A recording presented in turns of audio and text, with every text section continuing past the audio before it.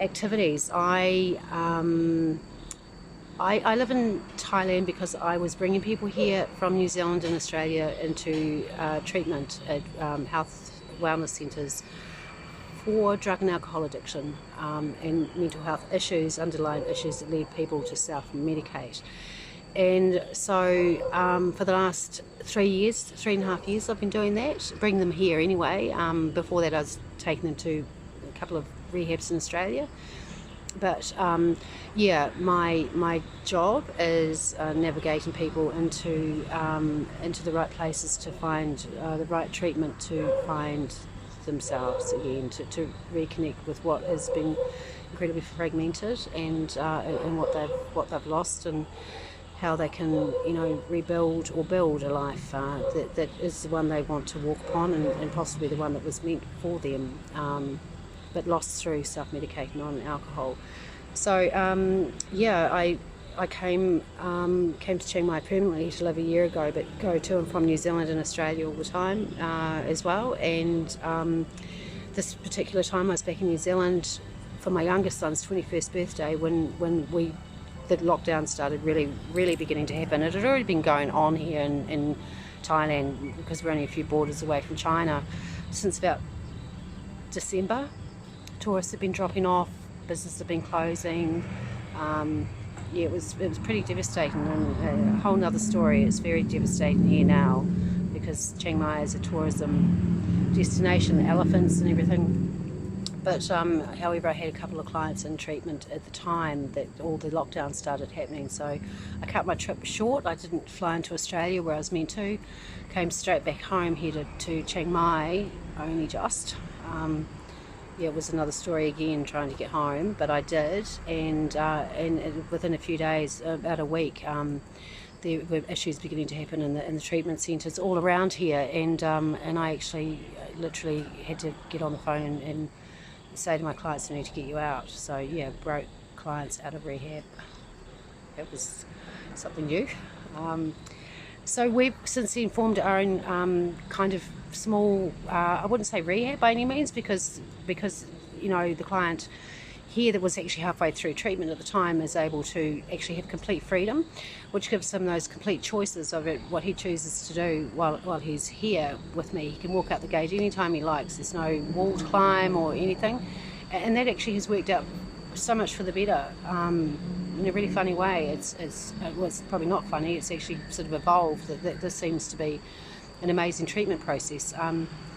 With that, we brought in activities. So physically, we brought in a yoga instructor. Her name is Apple, but her Thai name is absolutely beautiful name as well. But she likes the name Apple. Very amazing, strong presence.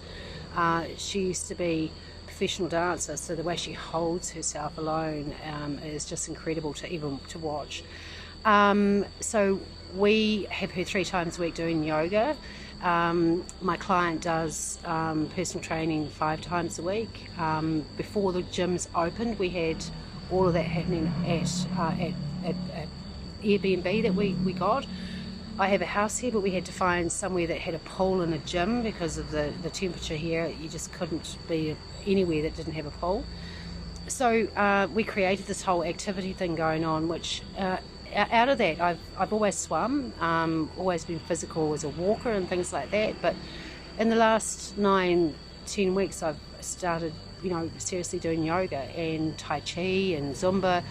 This girl's so adaptable that she's been teaching us so many different things. A lot of pool exercise, a lot of water aerobics, which sound old school, but the way she does it, it's not old school. It's really hard, and in fact at the moment I can't move my left thumb or my hamstring sort of shortened to about 1 inch.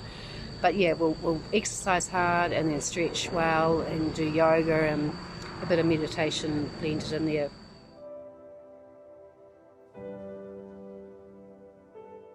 I don't actually have a relationship with food, and people often will look at that and think that's a bad thing. It's not. My relationship with food is fuel, and so I eat it because I need it. I respect that, but I don't have to go off. I'm not a foodie. I don't have to be trying out all these different new restaurants and things like that. Just losing the light now, better hurry up.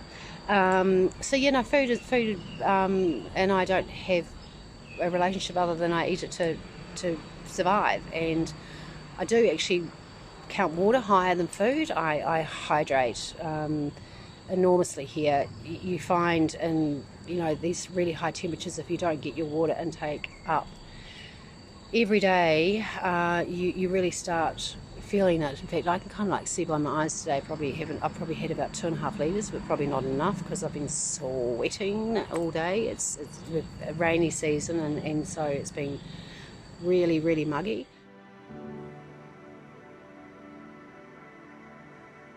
My passions, Greg and I talked about this, and we said that maybe it might be better, or he suggested maybe it might be better that I do another segment on that.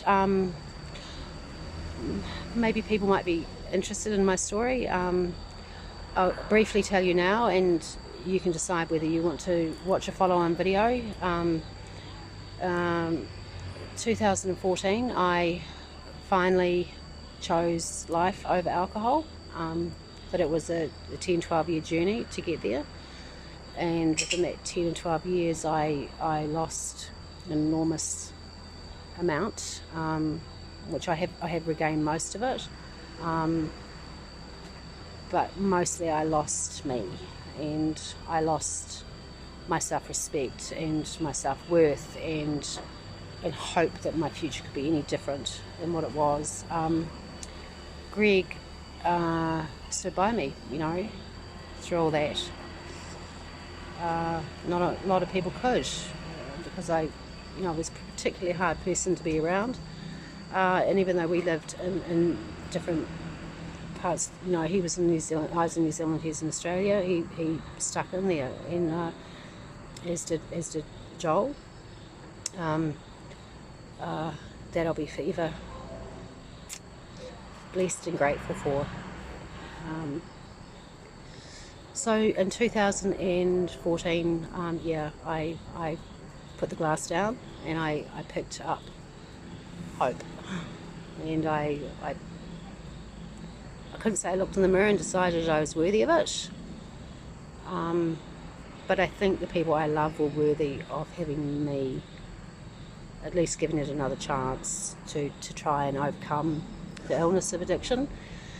And I did. I got tough, and I learned a lot. I asked a lot of questions. I went to another 28-day rehab, and in that period of time, it's about day 18, day 19, I was in treatment. I went, you know what, I'm going to give this a year, and I'm going to try it, and I did, and I've never looked back.